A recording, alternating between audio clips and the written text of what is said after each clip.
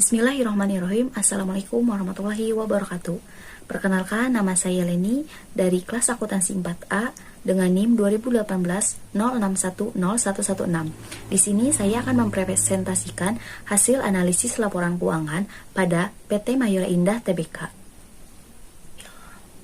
Berikut profil PT Mayora Indah Tbk.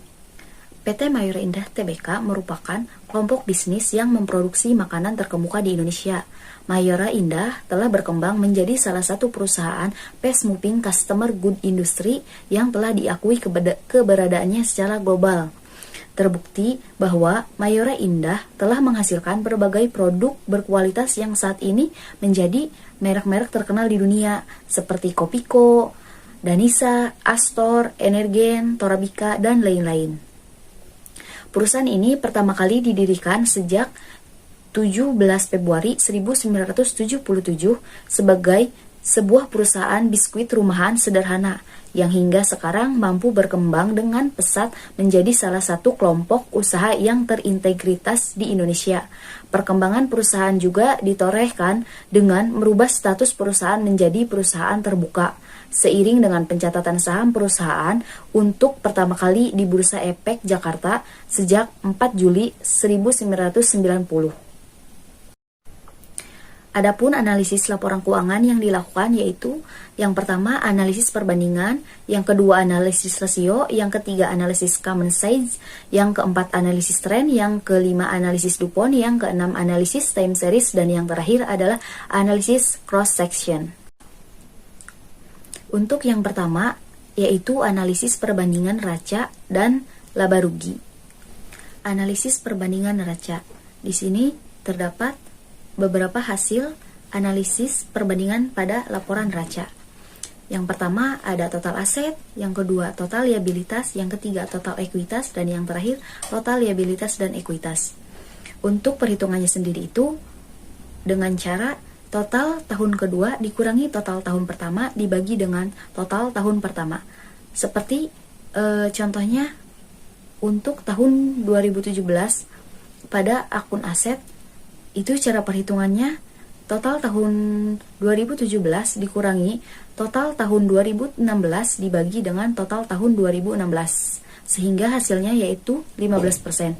Begitupun dengan akun-akun yang lain yang ada pada neraca dan pada tahun-tahun berikutnya juga sama seperti itu.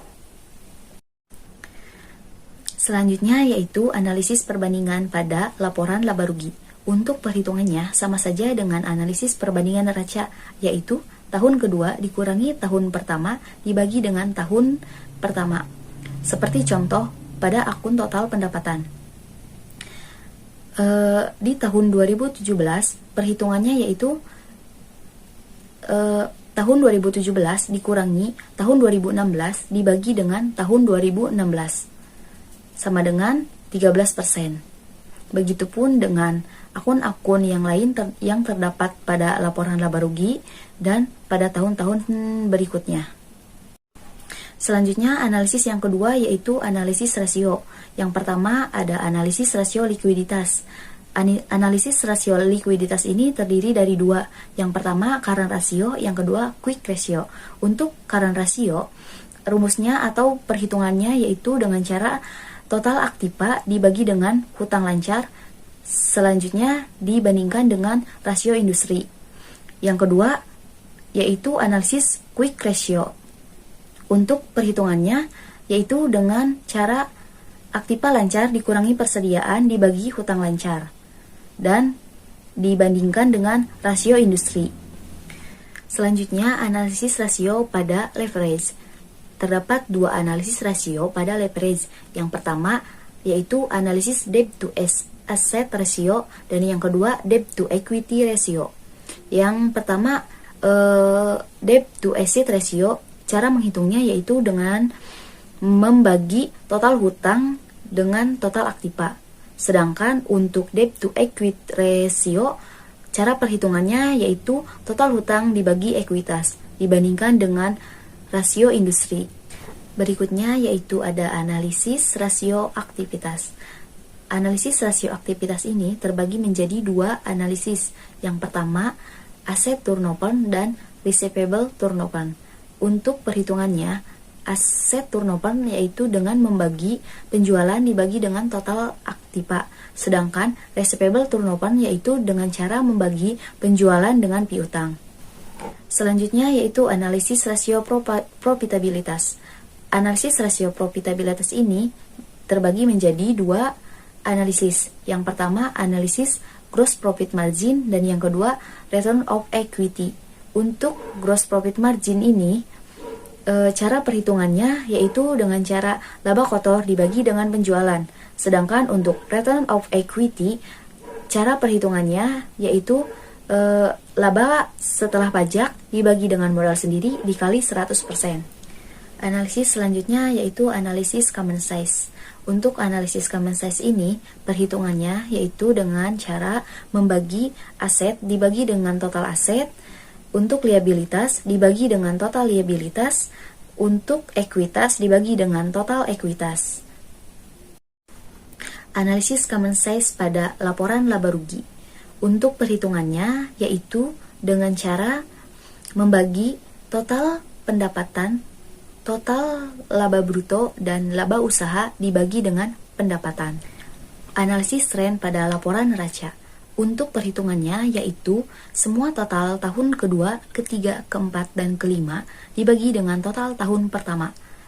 Untuk contohnya yaitu total aset lancar pada tahun 2017 dibagi dengan tahun 2016, untuk tahun 2018 dibagi dengan tahun 2016, begitupun dengan tahun 2019 dibagi dengan tahun 2016, dan untuk tahun 2020 dibagi dengan tahun 2016. Begitupun dengan akun-akun yang lain yang terdapat pada laporan neraca. Untuk analisis tren pada laporan laba rugi, sama saja perhitungannya dengan analisis tren pada laporan neraca, yaitu dengan membagi semua total tahun kedua, ketiga, keempat, dan kelima dibagi dengan total tahun pertama. Seperti contohnya yaitu pada akun laba bruto. Tahun 2017 dibagi dengan tahun 2016, tahun 2018 dibagi dengan tahun 2016, tahun 2019 dibagi dengan tahun 2016, dan yang terakhir tahun 2020 dibagi dengan tahun 2016. Begitupun dengan akun-akun yang lain yang terdapat pada laporan laba rugi. Analisis DuPont. Analisis DuPont ini merupakan analisis yang menghasilkan nilai ROE, di mana nilai ROE tersebut merupakan hasil dari profit margin dikali dengan total asset turnover dikali dengan equity multiplier. Selanjutnya analisis cross section. Yang pertama yaitu ada rata-rata aritmatika.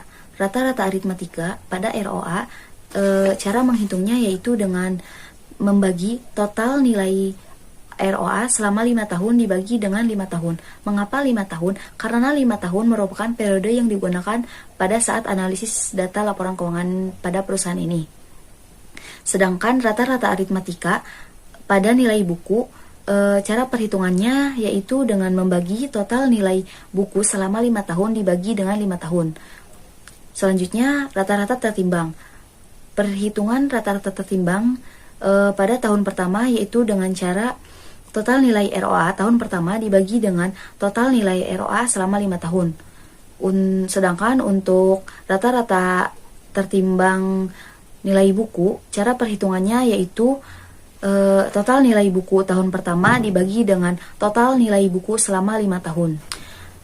Analisis time series. Untuk analisis time series, di sini terdapat ROA perusahaan PT Mayora Indah dan ROA industri pada perusahaan makanan, karena PT Mayora Indah merupakan bagian dari perusahaan subsektor makanan. Sekian pembahasan hasil analisis laporan keuangan pada PT Mayora Indah Tbk. Kurang lebihnya mohon maaf. Wabillahi taufiq wal hidayah. Wassalamualaikum warahmatullahi wabarakatuh.